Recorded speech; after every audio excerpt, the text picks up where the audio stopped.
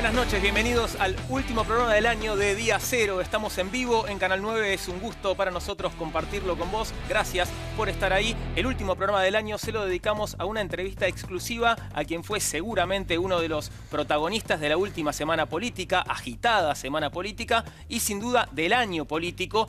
Podríamos decir el principal responsable de la gestión del gobierno nacional, los ojos y la inteligencia del presidente. Así lo definió Mauricio Macri ayer, ¿o no, Mariana Verón? Sí, exactamente, así es Marcos Peña, porque claro, no lo dijimos, ¿no? Quería que lo dijeras vos. Era una sorpresa, era una sorpresa. Era una sorpresa, perdón, les arruiné la jugada. Estamos hablando de Marcos Peña, efectivamente, jefe de gabinete, sí, mano derecha de Mauricio Macri. Algunos dicen incluso que Macri responde más a Peña que lo que Peña a Macri. Pero bueno, sí, estuvimos hablando esta tarde con él en Casa Rosada. Varios títulos. Por un lado, que el gobierno está dispuesto efectivamente a prorrogar las sesiones extraordinarias a partir de esta negociación que se abrió, que no terminó de conformar al bloque del peronismo en el Senado, pero que por lo menos intenta salir hacia arriba, ¿no? Del laberinto hacia arriba. Eso es lo que le propuso Miguel Pichetto al presidente cuando hablaron por teléfono, y estamos hablando obviamente de la reforma de ganancias. Diego, ¿cómo lo pasaste esta tarde en Casa Rosada? Primero la pasé fenomenal porque estaban ustedes dos, pero además el jefe de gabinete fue muy gentil, respondió a todas las preguntas. Algunas le gustaron más, otras le gustaron un poco menos, algunos chistes le parecieron graciosos, otros no tanto. También le preguntamos sobre un tema que tiene muchísima actualidad, además del que contaba Mariana, que es el del impuesto a las ganancias, que tiene que ver con la reciente imputación del jefe de gabinete y el presidente y Alfonso Pratgay, el ministro de Hacienda, por el tema del blanqueo. Bueno, sobre eso también le preguntamos y el jefe de gabinete respondió. Vamos a verlo y vamos también a compartir con el jefe de gabinete varios de los encuentros de nuestros cronistas con los integrantes del vasto Gabinete Nacional. Con ellos conversaron durante varias ocasiones. Bueno, ustedes, con tu pregunta en la conferencia de prensa de Mauricio Macri, vos, Diego, en charlas con varios ministros, y por supuesto nuestros cronistas Maya Tarsic y Nico Gutman. Vamos a ver ya mismo la charla que tuvimos esta tarde con el jefe de gabinete Marcos Peña, en exclusiva con Día Cero, último programa del año. Míralo. Marcos, gracias por recibirnos en Casa Rosada. Gracias a ustedes. Pasó lo peor, da la sensación, ¿no? El momento álgido, delicado de ayer, se aquietaron las aguas. Sí, creo que a veces en la vorágine en la que estamos metidos, los momentos más difíciles parecen más difíciles y los momentos más positivos parecen más positivos. Creo que parte del aprendizaje es la serenidad de entender que en esto de un país sin mayorías, un país de diálogo, va a haber momentos donde posiblemente la oposición se junte contra el gobierno, y va a haber momentos que los gobiernos construyan mayorías y que de alguna manera hay que desdramatizarlo, ¿no? Pero igual en algún momento hablas de serenidad, dio la sensación de que un poquito la perdieron, digo, que un poco se enojaron, Marcos. No, pero una cosa es que seamos firmes y claros cuando vemos que algo no está bien, y otra cosa es perder la serenidad, digo. La dureza en los términos creemos que tiene más que ver con el compromiso, con tratar de ser consecuentes con lo que pensamos y con lo que le decimos a la sociedad, y cuando vemos que hay algo que no está bien, poder plantearlo. Y cuando vemos que hay algo que está bastante mal por la actitud personal o por las distintas actitudes que se ven, seremos claros en ese punto, lo cual no quita que al día siguiente nos podamos volver a apostar al diálogo y a ponernos de acuerdo. No son problemas personales, y creo que ni aún cuando planteamos con esa firmeza o nos enojamos con un punto, lo llevamos a la lógica amigo-enemigo. Creo que eso es lo más importante, ¿no? La superación de esa lógica que nos hizo tanto mal. Decías diálogo, arranca ahora una instancia de diálogo, pero aparentemente no tal como el Senado lo sugería, ¿no? Una mesa amplia en la que estén representados todos los sectores, sino que van por los encuentros puntuales. ¿Va a ser así? Vamos a hacer la metodología que más nos acerque a un resultado positivo. Creemos que más allá de la foto, entendemos el espíritu de lo que pide el Senado, que es que las distintas partes que fueron parte de este debate, el sindicato, los gobernadores, las distintas cámaras en el Congreso, el gobierno, logren arrancar de vuelta, a anclar ciertos conceptos y tratar de llegar a un acuerdo. Y eso es lo que estamos tratando de hacer, lo cual nos quita que vaya a haber distintas reuniones en distintas instancias, pero en general la gran asamblea de muchísima gente al mismo tiempo, en general no da buen resultado. Ahora, Marcos, ¿vos podés dar el compromiso de que el tema ganancias va a estar aprobado si hay consenso este año, o esto es una manera del gobierno de hacer reuniones todos los días y de postergar la discusión? Nosotros no podemos comprometer lo que no son nuestros votos, o sea, nosotros tenemos mayoría, no tenemos mayoría en las cámaras. Lo que sí estamos ocupándonos desde ayer, ya antes de que empezó la convocatoria, a generar buscar de verdad un acuerdo. Y por eso lo pusimos en extraordinarias. No era una obligación nuestra ponerlo en extraordinarias, lo pusimos porque lo queremos sacar. Y lo que sí es importante es tomarnos el tiempo que haga falta. Puede ser pocos días o puede ser unas semanas más para resolverlo bien esto, porque es un tema muy complejo, muy delicado, pero que aparte tiene una ventaja, que es retroactivo, con lo cual el tiempo es importante, hay que resolverlo lo antes posible, pero no es que hay un plazo perentorio de un día al otro. ¿Qué quiere decir que es retroactivo, perdón? Que si, como pasó ahora con el medio aguinaldo, el decreto medio aguinaldo, que hay gente que ya había cobrado, había sido liquidado su sueldo, su aguinaldo, el próximo mes se recupera, es un impuesto. Y lo mismo pasaría si se votara, ojalá que no, vamos a tratar que sea antes, pero si se votase en febrero o en marzo, después en la siguiente liquidación se retrotrae al 1 de enero, son impuestos anuales. Ahora, frente a eso, ¿podrían extender el periodo de sesiones extraordinarias a enero, por ejemplo, si no se llega? No tenemos ningún problema, así como extendimos las extraordinarias nosotros, pero de vuelta, creo que más allá de fijar plazo, lo importante es de verdad buscar un acuerdo, que eso es lo que estamos queriendo hacer desde el primer día, y tratar de que ese acuerdo refleje una seriedad y una responsabilidad en la discusión acorde a lo que se votó en el presupuesto algunas semanas atrás. Ahora, Marcos, vos resaltás siempre que el diálogo es el camino, es un mensaje que también da el gobierno todo el tiempo, pero la CGT en su momento, cuando ustedes enviaron el proyecto, puso el grito en el cielo porque dijo que no había sido consultada, ahora lo volvió a repetir. Digo, si el diálogo es el camino, ¿por qué ustedes envían un proyecto de esas características sin consultar, por ejemplo, un actor importante y de peso como la CGT? Bueno, sin duda fue más producto de la vorágine que otra cosa, porque el diálogo permanente con la CGT está... ¿Fue un error eso, no haber consultado a la CGT? No sé si es un error o no, pero está claro que hacía falta más diálogo con la CGT y eso lo asumimos, lo hemos planteado con ellos y por eso también empezamos hablándolo con ellos, porque de vuelta refleja el espíritu de un año de muchísimo diálogo con la CGT, donde hemos resuelto temas estructurales de hace mucho tiempo, donde hemos logrado avanzar incluso en esta mesa de trabajo por la producción del trabajo que genere un marco para discutir la agenda del trabajo hacia el futuro, con lo cual creo que esa es una de las prioridades de este primer paso en que estamos ahora. Ahora arrancan mañana formalmente, pero ya hubo reuniones ayer incluso de algunos funcionarios, de Quintana, de Teriaca, con integrantes del triunvirato.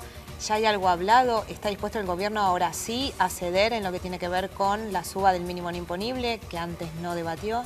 El tema central, y esto lo planteaba hoy Rogelio también en la conferencia de prensa, acá hubo una votación de un presupuesto nacional. Ese presupuesto nacional contempla aproximadamente 30.000 millones de pesos para este rubro, para bajar ganancias.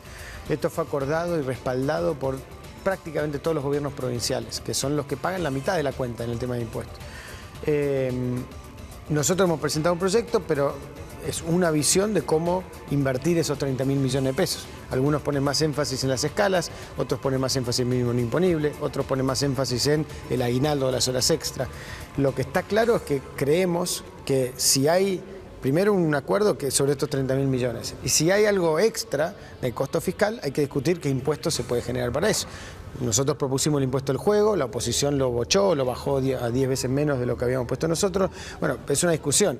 Para dar esa discusión tiene que intervenir la FIP. La FIP tiene que poder decir, este impuesto que ustedes quieren crear vale tanto, se puede cobrar, no se puede cobrar.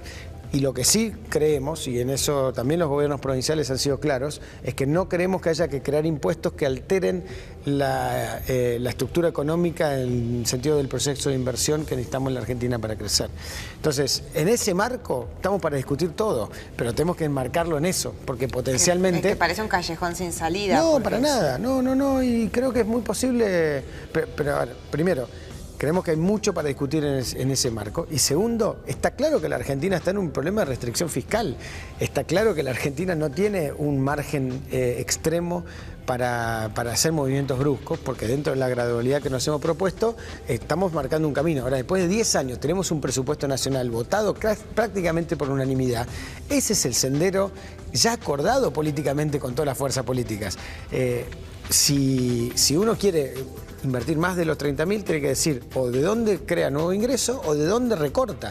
Pero no se puede inventar la plata porque si no al final del día eso termina en la inflación. Pero Marcos, vos hablás de que no hay mucho margen y que es un problema para ustedes por el tema del costo fiscal. Pero en su momento sí para la reducción e incluso eliminación de retenciones, que tiene un costo total anual de 53.000 millones de pesos, sí hubo margen. ¿Por qué hay margen para eso y no hay margen para esto otro? Que es parecido a los 50.000 millones de pesos que bajamos de ganancias el primer año. Primer año de gobierno hemos bajado 1.6% del Producto Bruto en impuestos. Hemos bajado centralmente para la generación de actividad económica. Porque lo que necesitamos es que la Argentina crezca, necesitamos que la Argentina arranque, y claramente el campo, gracias a ese trabajo y centralmente a partir de las economías regionales o de productos como el maíz y el trigo, que están hoy recuperándose después de muchos años de primarización en la soja, dinamizan mucho la economía de las provincias, que es donde más necesitamos que ese crecimiento surja. Entonces, todas las medidas que hemos tomado, igual estamos hablando del primer año, mejora el 100% mínimo imponible, 50.000 millones de pesos invertidos en eso. Segundo año, otros 30.000 millones que estamos poniendo en lo mismo. Estamos eligiendo un camino de gradualidad. Te podría hablar de otro tema que es central, que es los impuestos al trabajo. La Argentina necesita bajar el impuesto al trabajo. La Argentina tiene uno de los contextos impositivos de mayor presión de América Latina y no brinda los servicios que podría con un Estado que pide tanto en materia de impuestos. Entonces eso es todo un equilibrio dentro de esa gradualidad que tenemos que ir logrando para que crezca la Argentina y de esa manera ir corrigiendo los problemas que tenemos. Ahora, Marcos, vos hablabas de irresponsabilidad para referirte al proyecto de la oposición de reforma a la ley de impuesto a las ganancias. Decías, lo dijiste hace pocos días, que se trataba de algo que parecía un proyecto dedicado a ser vetado, ¿no? Preparado para el veto. ¿Es así realmente? Porque esto suena a una suerte como de conspiración casi, ¿no? Digo, ¿es eso o puede ser simplemente una visión diferente de cómo hacer las cosas? Es que me remito a la práctica, ¿no? Estos mismos diputados votaron prácticamente por unanimidad un presupuesto que no contemplaba esto. Hace 3 semanas, después de 10 años que no teníamos presupuesto. Y generan un costo fiscal que primero dijeron que no tenía costo fiscal y después la AFIP demostró que tenía un enorme costo fiscal y no explican cómo lo pagan. Entonces, uno tiene que terminar de interpretar que por tratar de juntar un número y hacer una especie de derrota política para el gobierno, privilegiaron sumar cosas que no cerraban a un proyecto que realmente fuera efectivo. Te agrego un dato más, no hay mucho antecedente en nuestra historia de la oposición construyendo la política tributaria. La política tributaria es una facultad del Poder Ejecutivo. Lo que hay en congresos que han bochado políticas tributarias, pero no que han diseñado la política tributaria. En 3 horas, a mano alzada, sin intervenir la AFIP, eso no es un proyecto técnicamente serio. Y como hay algunos que lo han apoyado, que son técnicamente serios, uno dice, bueno, por ahí llegaron a esa conclusión de decir, bueno, saquemos algo. ¿Y cómo se explica el apoyo de los técnicamente serios a este proyecto que no consideras técnicamente serio? Lo tienen que explicar ellos, pero lo que quedó absolutamente claro por la opinión de especialistas, de gobernadores, de propios legisladores de la oposición, de la AFIP y demás, que ese proyecto técnicamente no era serio. Y sobre todo que no le cerraron los números. Entonces eso no lo pudieron rebatir porque eso es así. Alberto Abad, que es el titular de la AFIP, que viene del peronismo, que viene de una enorme trayectoria y respeto profesional, nadie lo ha cuestionado porque es el que más sabe del tema y lo demolió técnicamente el proyecto.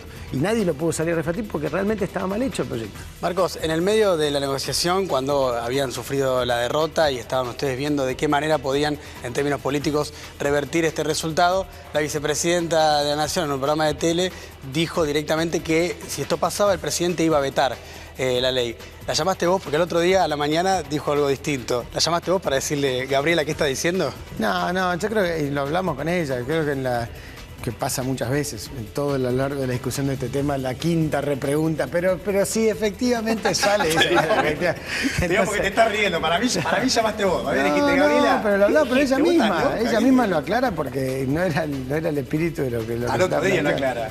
Bueno, lo habló a la noche y lo aclara a la mañana. Ahora, perdón, es para celebrar toda esta especie de era de diálogo, ¿no?, en la que supuestamente estamos, pero ¿no nos enteramos todos demasiado de las diferentes opiniones que hay en el gobierno? Por ejemplo.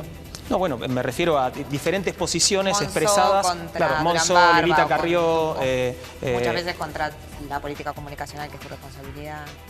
Mira, primero que creo que no es para tanto. O sea, realmente hace un año donde la consistencia política de Cambiemos, que es una fuerza política nueva, de un gobierno que gobierna minoría, primera vez en la historia argentina que un gobierno gobierna con minoría de ambas cámaras, de fuerzas políticas vienen de orígenes distintos, de un gobierno que se arma en 20 días, con gente de diversos lugares, con distintas culturas. Yo creo que la cohesión y la unidad de valores y de visión de hacia dónde vamos y qué queremos hacer es realmente altísima, no es una cuestión marginal, creo que realmente es muy alta. Creo que las discusiones que pueden haber habido son discusiones siempre sobre el margen, no sobre el corazón de lo que queremos hacer. Y también creemos que cuando vos estás en una lógica de un gobierno con un pensamiento único, con un relato con cerrado, que cualquiera que opina distinto es una traición o una crisis, porque sos rígido, es distinto que cuando estás con un gobierno que lo que está tratando es ir en una orientación, que tiene claro que puede aprender y puede equivocarse, que puede corregir, que está abierto al diálogo, que está abierto al disenso y que desdramatiza los dimes y diretes de la política. Y que en todo caso vamos y nos sentamos y lo seguimos discutiendo, a veces estaremos de acuerdo, a veces no, pero el rumbo está claro hacia dónde vamos. Me quedé con esto de que armaron el gobierno en 20 días. Bueno, ganamos la segunda vuelta 20 días, 18 días antes de asumir. Y por más que veníamos trabajando hace mucho en la Fundación Pensar, armando equipos, después efectivamente tenés que nombrar cientos y cientos de funcionarios en distintas organizaciones, tomar el poder, en una transición que no fue prolija, por decir una forma, suave, digamos, ¿no? Cristina ni nos entregó el poder, no hubo transición en prácticamente ningún área, hubo destrucción en muchos casos de capacidad instalada del Estado, con lo cual, sí, realmente fue un proceso, y sumado a eso, la provincia de Buenos Aires también, ¿no? Porque fueron los dos procesos muy cercanos. ¿Quién te parece más confiable, Massa o Kicillof? Me parece que para profundizar el término, la confianza surge mucho de la previsibilidad. Y creo que Kicillof es absolutamente predecible. Digamos, no comparto sus ideas, creo que no ha hecho una buena gestión en el gobierno, pero le reconozco coherencia. Digamos, está claro lo que piensa, está claro lo que dice, está claro su trayectoria, no tiene problema. Creo que el caso de Massa tiene todavía el desafío de construir la claridad de qué exactamente es lo que quiere representar y construir, porque ha tenido una trayectoria más variada, porque tiene que ganarse ese lugar. Él pudo haber sido presidente, puede serlo en el futuro, es muy importante ser predecible.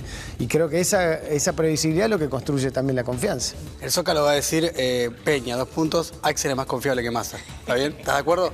Estamos en el mundo de Zócalo, en el título y el tuit. Digo, lo que interpretamos lo que dijiste, por eso te digo, así que... No, pero es más predecible, no estoy diciendo que es más confiable.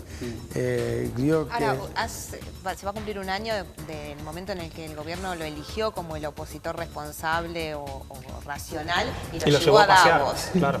Pero tampoco coincido en eso, pero tampoco coincido. Ni tan ni muy. O sea, nosotros, primero, Sergio Massa fue una alternativa electoral al kirchnerismo. Se planteó, con lo cual tiene en muchos casos en su campaña y en su discusión algunos puntos en común con lo que nosotros estamos planteando de que lo que hay que cambiar y mirar hacia el futuro. Ese es un primer dato objetivo. Distinto a Kicillof o al Frente para la Victoria, que reivindican a Cristina y que creían que había que tener continuidad. Dentro de eso ha habido muchísimos temas donde ha sido muy constructivo el aporte de Sergio, y lo valoramos. Ahora, creemos que en otros casos, como en este, la pifia, pero y en todo caso ahí es donde decimos que es importante que defina más claramente la previsibilidad de qué es lo que quiere, porque aparte, un dato que es muy importante, la Argentina, para el mundo, para los inversores, para todo lo que necesitamos generar de confianza para que crezcamos, mira mucho lo que hacen los opositores. Más que el kirchnerismo, lo que hacen los peronistas, sea Urtubey, sea Massa, sean otros gobernadores, porque claramente ahí está la pregunta de, bueno, está claro dónde va el gobierno, pero el resto acompaña esto. Y nosotros hemos dicho, y lo creemos, que hay una nueva generación que mira una mirada más institucional, más democrática, más integrada al mundo, que entiende. Ahora, cada acción que ellos hagan lo van a mirar con lupa, porque van a buscar esa coherencia, ¿no? Y que a veces que ese es el desafío, siempre vamos a apostar por lo mejor, y ojalá que siga la parte positiva. ¿Y a quién llevarías a Davos este año? El año que viene, 2017. Axel. A lo largo del... Es previsible. Primero que a lo largo del año hemos llevado distintos gobernadores, el gobernador Schiaretti viajó, el gobernador Pasalacqua, Urtubey, Bertone. Varios gobernadores han viajado a lo largo del año. ¿Cheto, por ejemplo, que le parece más cercano? Es que no sé si es un nombre u otro. Es todos aquellos que quieran construir y coincidan en una agenda de hacia dónde tiene que ir la Argentina y que quieran salir al mundo a decir este sentido de hacia dónde se va, por más que seamos opositores, sentimos que es el correcto. Después, en todo caso, discutiremos el margen, pero lo que teníamos en la Argentina no era el camino. Y en todo caso, ese es el desafío. ¿Cuál era la necesidad de este decreto que incorpora a los familiares de funcionarios al blanqueo de capitales? La reglamentación de la ley y la interpretación de que había espacio para seguir precisando sin alterar el espíritu de la ley y al mismo tiempo buscando ensanchar la base del blanqueo, que cuanto más grande sea, más positivo es para la sociedad argentina, no solo por la plata que ingresa, sino porque es todos activos que empiezan a tributar. Y como hoy lo aclaramos también, esto no modifica el blanqueo, no incorpora a los familiares directos al blanqueo, lo que hace es simplemente una situación puntual que es propiedades que se puedan certificar, que son previas al paso del tal funcionario como funcionario, que puedan entrar al blanqueo. Ahora, Marcos, pero en esta línea, digo, ustedes llegan al gobierno con un discurso muy fuerte de transparencia, es uno de los ejes centrales de la campaña de ustedes y a través del cual llegan al gobierno. Incorporar el blanqueo de esta manera, porque te recuerdo que, y vos lo sabes bien, hubo un debate en el Congreso con este tema, propiamente Carrió en su momento se opuso, dentro de la UCR también hubo oposición, ustedes revirtieron esa decisión y dijeron, bueno, esto no va. Ahora, cuando reglamentan la ley, lo incorporan. ¿Vos te parece que eso va en la línea de la transparencia de lo que ustedes sostienen? Sí, porque no incorporamos a los familiares al blanqueo, no se incorpora plenamente, lo que se incorpora es una situación muy puntual que tiene que ver con propiedades que son previas. Y esto fue conversado, algunos pueden estar de acuerdo, otros no, pero no queremos ni que vaya contra la transparencia ni que vaya contra el espíritu de la ley, puede ser una discusión de opinión, pero no queremos que sea una discusión estructural de cambio de postura. Ahora, ¿tanto esperan recaudar con eso como para pagar el costo político de que genere en la sociedad alguna duda y una denuncia judicial que hizo Victoria Donda y por la que ya están investigados vos y otros funcionarios? Vamos a hacer lo que creemos que es correcto, no permanentemente la especulación del costo político, porque le ha hecho mucho mal esa discusión. ¿Tanto lo que se puede recaudar? Hay muchos familiares para pedirles que blanqueen. Claro.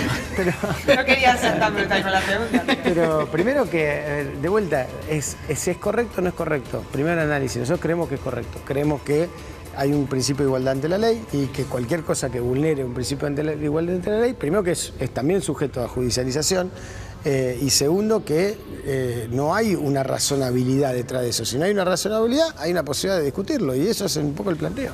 Lo que pasa es que el principio de igualdad ante la ley, también yendo a la profundidad, es que toda aquella gente que en su momento pagó impuestos, no se vea, digamos, poco beneficiada frente a aquellos que han decidido no pagarlos. Y por eso hay una penalidad, para empezar. Y segundo, es que lo mejor que le puede pasar a la gente es que esta gente que no pagó impuestos las pague. O sea, esto es el sentido del blanqueo. Y aparte otro dato muy importante es que el blanqueo no contradice ni va a eliminar cualquier discusión que tenga que ver con lo penal, con el lavado de dinero, con la corrupción. Uno tiene que explicar el patrimonio. Esto simplemente tiene que ver con lo impositivo. Cuanto más transparencia haya, cuanto más registrado esté todo, es mejor para poder investigar cualquier acción. Eso creo que también es importante entenderlo. Si no, la idea de parecer que el blanqueo genera la presunción de culpabilidad de que esa plata está mal habida. Bueno, evidentemente si hubo la discusión de la ley y esto, que va a ir además para beneficiar a los jubilados con la deuda que había históricamente, creemos que es positivo. Hay otro tema que cambiaron respecto de lo que había sido una ley también aprobada por el Congreso mediante un decreto que tiene que ver con los fondos reservados de la CIDE. ¿Eso no quita también transparencia frente a un discurso oficial muy volcado hacia ese lado, ¿no? Hacia el lado de aportar transparencia? Nosotros estamos trabajando para fortalecer una AFI que estaba justamente devastada, sobre todo por un punto, que era para qué se usaba. O sea, la inteligencia se usó como una herramienta política y eso no está bien. No, la pero inteligencia... para comprar una resma de papel en el gasto reservado. Eso es lo que se había quitado. Pero también hay una comisión bicameral que tiene que hacer el seguimiento de las tareas de inteligencia y creo que esto tiene su justificación, no es algo que nunca se ha planteado. Me parece que de vuelta el fortalecimiento institucional, pero sobre todo también el objetivo de para qué y cómo se usan las herramientas, cómo se transparentan los objetivos, cómo se transparenta, y creo que está bastante claro en una sociedad tan conectada como esta, que hoy se está trabajando seriamente en construir una AFI que sirva a los fines de proteger a los argentinos en materia de narcotráfico, de delitos complejos, de terrorismo, colaborando con las fuerzas de seguridad. Marcos, estuvimos durante toda la temporada de Día Cero siguiendo a tus compañeros de gabinete. Nuestros cronistas lo hicieron, Maya Tarzik y Nico Gutman. Te invito a ver lo que fue el año de Día Cero con los funcionarios del Gobierno Nacional y después lo charlamos, ¿sí? Una evaluaón del TD, ¿cómo lo viste? Coincidimos y compartimos todas las expresiones en el sentido de unión, del cuidar al que más lo necesita, de servir a la patria, ¿no? Y no de estar en estos lugares de privilegio para servirse del Estado. 4 de julio, ¿en qué momento estamos de la relación con Estados Unidos? Estamos en un buen momento. Me parece que estamos volviendo al mundo y mejorando la relación con todos los países. Con Estados Unidos es muy importante mejorar las relaciones. Es muy importante dejar de pensar en términos de lo que ocurrió para pensar en lo que puede ocurrir en el futuro. Lo veo un poco abrigado. Se están cuidando del gas. No, me parece que este mensaje de hacer un ahorro de energía es importante. Bueno, pero entonces hay que darle dedicación a la gente que venga abrigada, porque no hay calefacción acá adentro. No hay calefacción, en los estantes cubiertos hay calor humano, que luego y eso se siente, pero bueno, en los espacios abiertos sí se recomienda venir abrigado. Si al campo le va bien, ¿a la Argentina también? Por supuesto que sí. Dicen que si al campo le va bien, a la Argentina le va bien. ¿Eso está pasando? Bueno, eso va a pasar. El campo ha invertido como nunca, ha sembrado como nunca, ha entendido el mensaje del presidente de la Nación de hacia dónde quiere ir el país y estoy seguro que eso va a repercutir en una mejora para todos los sectores de la economía. A mí los jueces no me quieren porque hay que traspasar una parte de la Ciudad de Buenos Aires, no me quieren porque hay que ordenar el sistema de justicia penal en general, no me quieren porque en algún momento habrá que pagar ganancias, en algún momento habrá que repensar la feria judicial, en algún momento hay que repensar el horario de atención de los tribunales y todos los procesos de trabajo. Pero es lo que hay que hacer para que la gente vuelva a confiar en el sistema de justicia. Ya no es un tema la inflación, eso solo. No, la inflación es un tema hasta que baje al nivel que nosotros queremos, pero 1% mensual en agosto es un muy buen número. Pero digo, ahora con el sueldo se puede pagar mucho menos que el año pasado, ¿no? Eso es algo concreto. Eso es algo concreto, ya lo hemos explicado. En la primera mitad del año, lamentablemente, la inflación subió más que los salarios. En la segunda mitad del año ya está subiendo más el salario que la inflación. Y esto es lo que nosotros prometimos, que en la segunda mitad del año iba a mejorar. Cada mes va a ser un poco más baja y con las paritarias va a haber más salario para pagar. Te doy un ticket del supermercado, tengo un shampoo a 90 pesos y un cereal a 90, ministro. Eso es inflación seguro. Se conocieron datos de desempleo 9,3. También hay una conflictividad social que se avecina. Digo, los sindicatos amenazan con paro. ¿Eso complota un poco contra las inversiones? Mira, nosotros creemos que los dirigentes sindicales tienen como obligación representar a sus sectores y que está muy bien que se manifiesten cuando lo consideren oportuno. También creemos que durante todos estos 9 meses hemos trabajado una agenda común en la que hemos podido resolver muchas cosas. Desde las negociaciones paritarias libres, donde más del 90% de las paritarias han sido cerradas, la ampliación de las asignaciones familiares para más de 2 millones de jóvenes, la ampliación de la asignación universal por hijo para aquellos que tienen el monotributo y también la reparación histórica a los jubilados. Seguro que hay muchas cosas más por resolver, pero es parte de una agenda común que creemos que se tiene que hacer a través del diálogo, porque así ha sido durante los meses en los que hemos trabajado. Yo creo que la visión que tiene este gobierno, esta administración, es una visión latinoamericanista. También creo que había mucho de dialéctica en estas cuestiones. Cuando vos mirás UNASUR, que se creó con un objetivo de reforzar América del Sur, y mirás cuánto creció el comercio intrarregión, no creció. Lo que nosotros creemos es que hay que traducir la dialéctica en hechos. Pero Argentina tiene como objetivo entonces continuar y fortalecer el Mercosur. Definitivamente. ¿Cuáles son las prioridades del gobierno? Le doy opciones. La inseguridad, opción B, la inflación o la pobreza. La pobreza. Las 3. La pobreza. La pobreza, sin ninguna duda. La pobreza. Pues la inflación es un gran impuesto que genera pobreza. Ninguna de estos desafíos se puede resolver de un día para el otro. No hay una sola medida, hay que tratar de hacer todas esas cosas al mismo tiempo. La inflación ya está siendo reducida. Lo importante es que cada día vayamos haciendo cosas que vayan mejorando la situación. Presidente, ¿cómo va a ser para ayudar a los trabajadores a recuperar poder adquisitivo en función de que el gobierno hasta ahora se ha negado a reabrir paritarias y los números están cerrando con una inflación seguramente en diciembre del 40% y un aumento en paritarias que finalmente se negoció en 30-32 promedio. ¿Qué medidas de acá para adelante, no hacia atrás, va a tomar el gobierno si está dispuesto a tomar alguna? Las estamos tomando.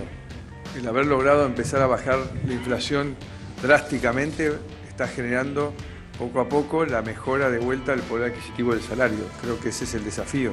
La mayor estafa que puede hacer un gobierno hacia su gente es cobrarles el impuesto inflacionario, porque primero siempre lo pagan aquellos que menos tienen, que no tienen manera de protegerse. Entonces, lograr bajar la inflación no es solamente llegar a ponerla debajo del 20, nosotros tenemos que llegar a tener un dígito de inflación. ¿Cómo sentís que están con las metas de inflación? ¿La bajaron drásticamente, como decía, bueno, el ministro Pratgay, el presidente? Sí, claramente. Hoy la inflación está rondando el 1,5 promedio para este segundo semestre. Es más bajo que lo que fue el promedio del segundo semestre del año pasado.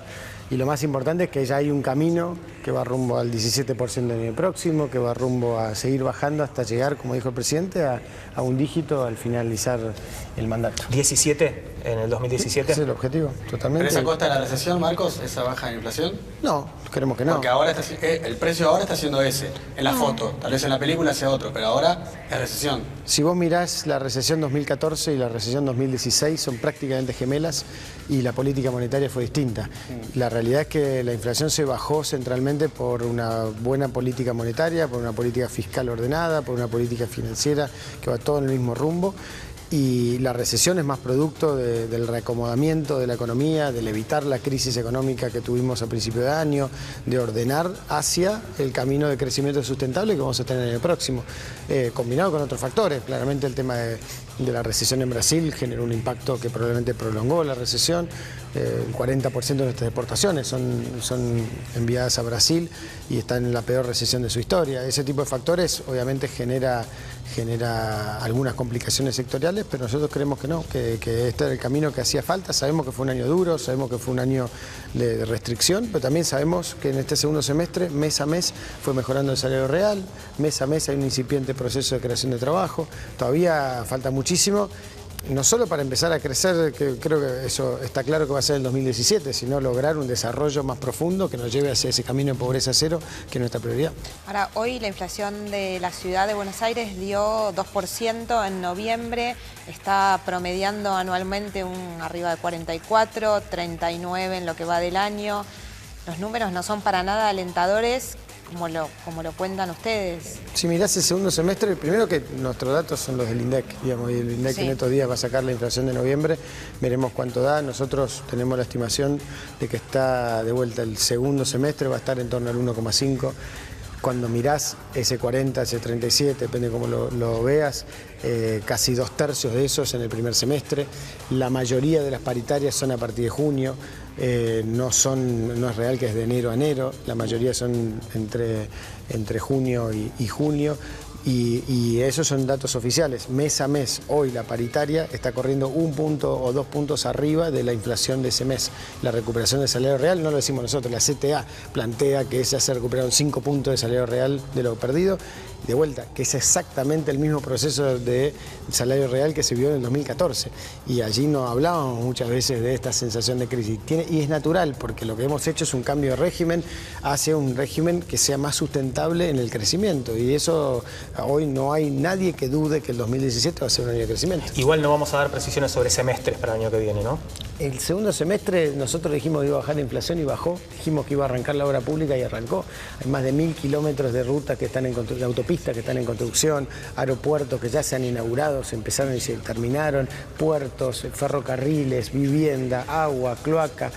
Más de 20.000 millones de pesos de inversión en obra pública en noviembre, plan de infraestructura más ambicioso ya hecho en la Argentina y además, con el dato más importante, transparente, sin acusaciones de sobornos, de coimas, 30-40% en algunos casos debajo de los precios del año pasado, un gran proceso de inversión privada que está en marcha, con lo cual sentimos que más allá de después de las chicanas, de las vueltas y eso del segundo semestre, nosotros fuimos coherentes con lo que dijimos que iba a pasar. Pero lo que pasa es que vos sabés bien que en la economía argentina el consumo interno es fundamental, digamos, dado el mercado interno para nosotros es fundamental. La caída del consumo es de 4 a 5 puntos y es sostenida a lo largo de este año. en este escenario, con esta expectativa de lo que ha pasado durante todo el año, ¿qué esperanza podemos tener para el año que viene respecto a la reactivación del consumo? En primer lugar, que el consumo se motoriza centralmente a partir del salario real, y el salario real está creciendo hace ya varios meses. Cuando complete la recuperación, que es en los próximos meses, pero mes a mes se va viendo que en realidad el interanual mes a mes da siempre negativo, pero cuando vos ves el intermensual, vos ves claramente que hay una tendencia de recuperación, todavía negativa respecto al año pasado, pero que dentro de 2 meses eso ya es una tendencia que compara con la recesión y va a ser positiva. Pero que igual no va al fondo de la cuestión. Si vos mirás, por eso vuelvo al punto, salario real, si ves recuperación histórica de los jubilados, el tema de eso es una enorme cantidad de plata que se va a inyectar en el sistema, en el mercado en los próximos meses, que aparte de ser un tema de dignidad y de derecho adquirido que se era violentado, va a ayudar a dinamizar el consumo. Si vemos la obra pública, que es otro factor muy importante y que está en pleno vapor, ayuda a dinamizar el consumo. Si vemos el campo, justamente lo hablamos al principio, estamos rumbo a una cosecha récord en la Argentina, eso es otro factor que va a ayudar a dinamizar el consumo, y la inversión que se está produciendo en múltiples sectores también va a ayudar a dinamizar el consumo, con lo cual es un tema que hoy hay un gran consenso de que vamos a lograr un mejor 2017, un 2017 de crecimiento después de varios años, pero no es lo más importante es que además va a ser más sustentable, porque estamos comparando con un 2015, que en algunos indicadores son mejores, pero son mejores porque se tiró la casa por la ventana en términos de patrimonio, por eso cerramos el 2015 sin reservas en el Banco Central, con 5 tipos de cambio, con unas economías más cerradas del planeta, con un montón de problemas de la obra pública paralizada hace 6 meses. Entonces, claramente hubo una maniobra electoralista de tratar de decir, incentivemos el consumo para ayudar a empujar la elección.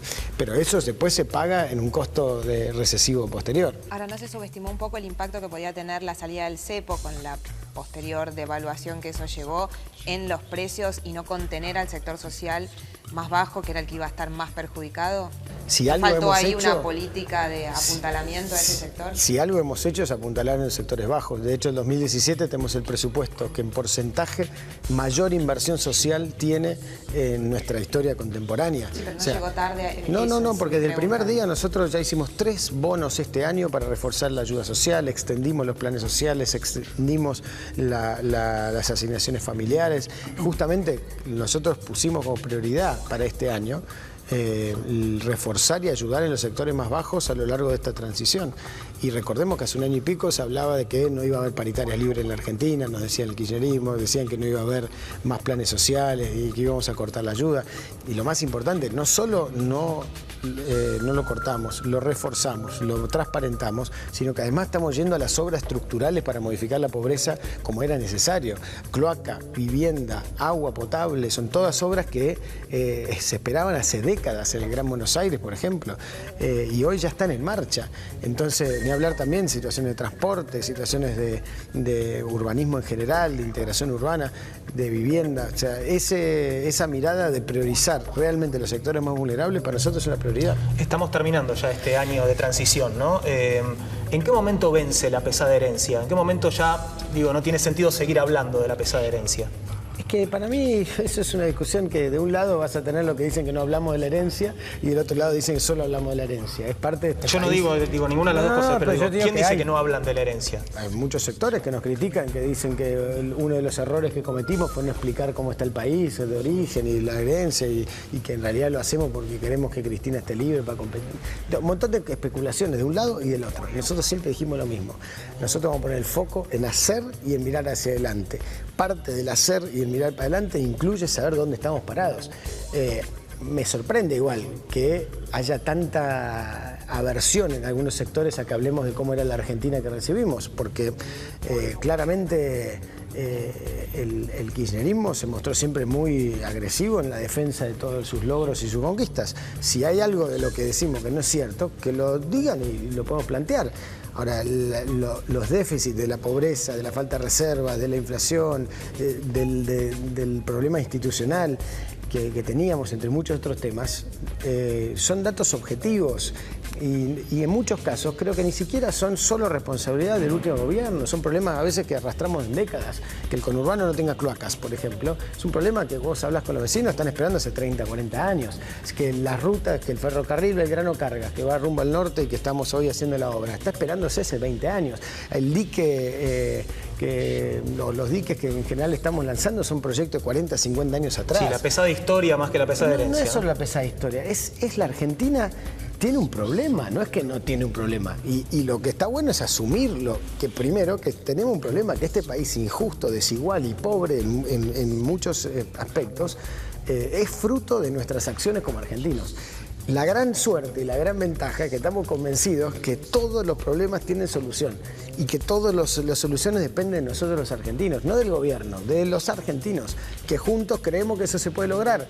Ahora, para eso hay que sincerar la realidad y poner la verdad sobre la mesa, aunque duela. La gente en eso creo que tiene una madurez muy grande y entiende que los problemas no se resuelven de un día para el otro y que también de alguna manera se había infantilizado el debate público. Entonces, no, claro, la pobreza era de 5%, así, pero yo los respeto y hasta tengo cariño por un montón de amigos que defienden esa postura y creen convencidamente que vivíamos en un gran país y que Macri y nosotros nos hemos dedicado a demoler las conquistas sociales.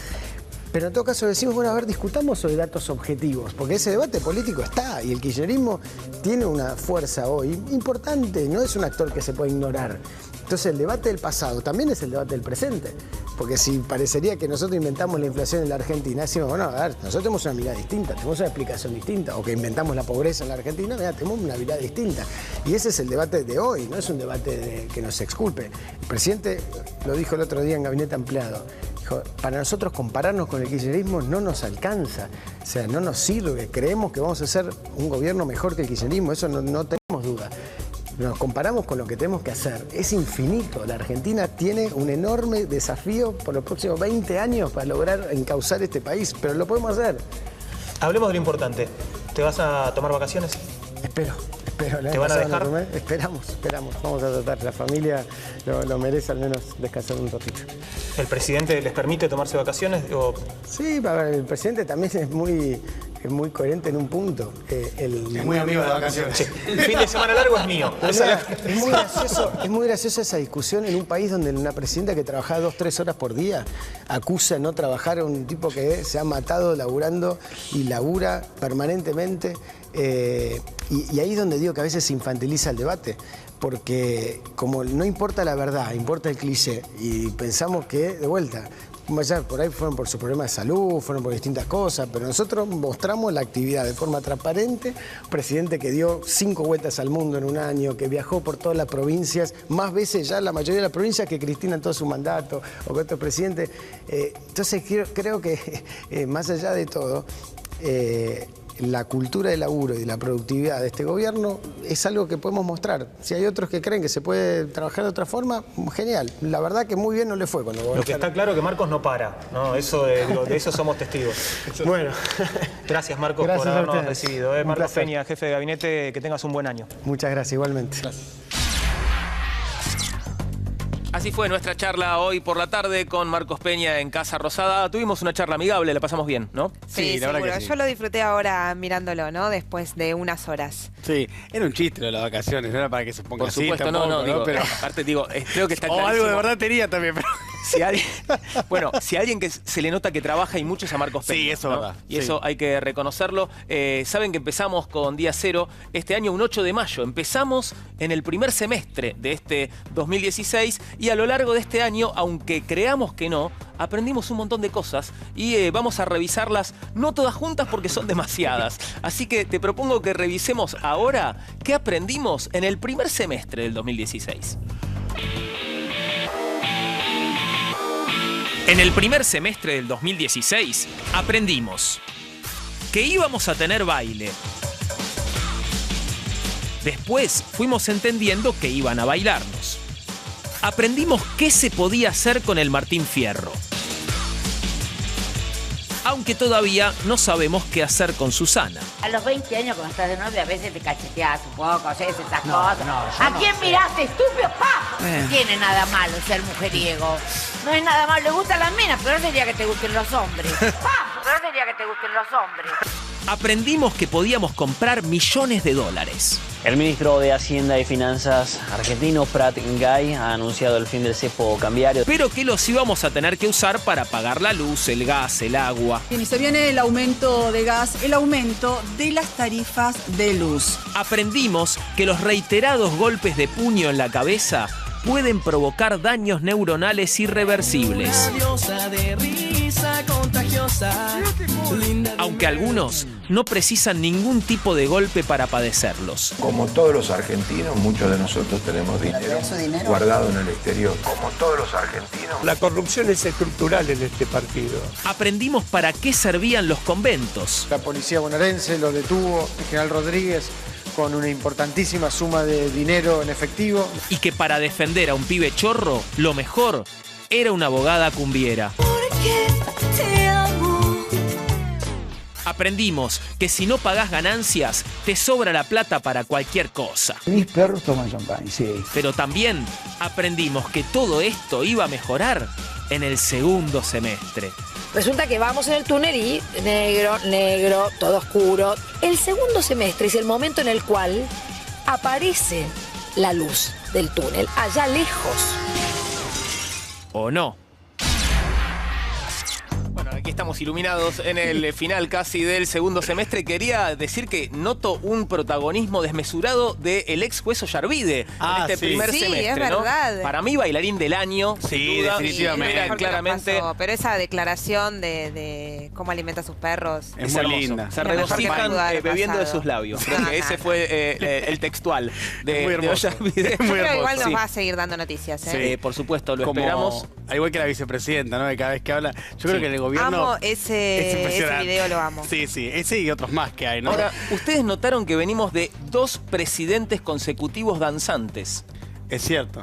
Sí. Vamos hacia el presidencialismo danzante. ¿Por qué no? Una nueva categoría de la ciencia política. Claro que sí. Ahora vamos a revisar qué aprendimos en el segundo, el esperado, el ansiado, el mítico segundo semestre del 2016. Ese que nunca vamos a olvidar. Míralo. Lo primero que aprendimos al empezar el segundo semestre fue que el segundo semestre no iba a ser todo lo que nos habían prometido. ¿Cuánto gana usted como presidente provisional del Senado? Igual que todos los senadores, 83.000 pesos. Bueno, lo que pasa es que con una inflación del 35% es difícil, ¿no? Y muchos viven de eso, ¿no? Vivimos de eso. Pero aprendimos que nuestros próceres ya se angustiaban de antes.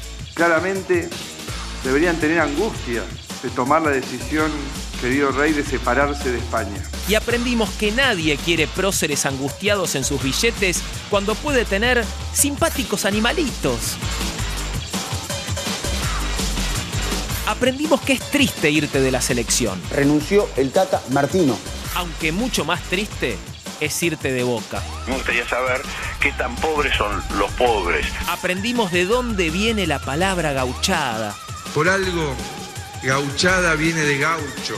Y aprendimos que a veces no hay palabras. El ex vicepresidente se atrevió a tener su propio bautismo peronista y metió sus pies en la histórica fuente de la Plaza de Mayo.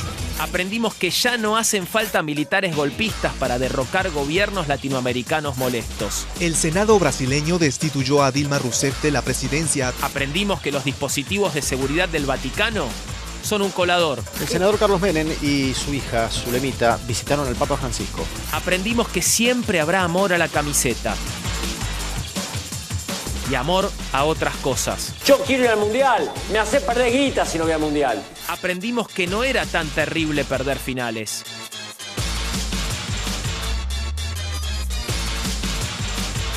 El kirchnerismo aprendió que el impuesto a las ganancias era muy injusto. Porque lo que acordamos es que el aguinaldo no va a pagar más ganancias. El macrismo aprendió que eso que había prometido en la campaña era irresponsable. En mi gobierno, los trabajadores no van a pagar impuesto a las ganancias. Ese es mi compromiso. Y todo eso no es nada. Mirta aprendió que el voto es universal. Te voy a hacer una pregunta. ¿Votan los pueblos originarios? ¿Votan? Sí. Sí, claro. Aprendimos que nuestro ministro de Educación no es nuestro ministro de Educación. Yo no me paro como ministro de Educación. Me paro como gerente de recursos humanos. Y aprendimos que nadie es eterno. Murió el ex juez Carlos Fay. Aunque algunos se van a llevar mejor con la inmortalidad. Falleció el comandante en jefe de la Revolución Cubana, Fidel Castro Ruz. Y todo eso en apenas un semestre. Porque vivir en la Argentina es no terminar de aprender nunca. ¿Qué aprenderemos el año que viene? ¿Qué aprenderemos?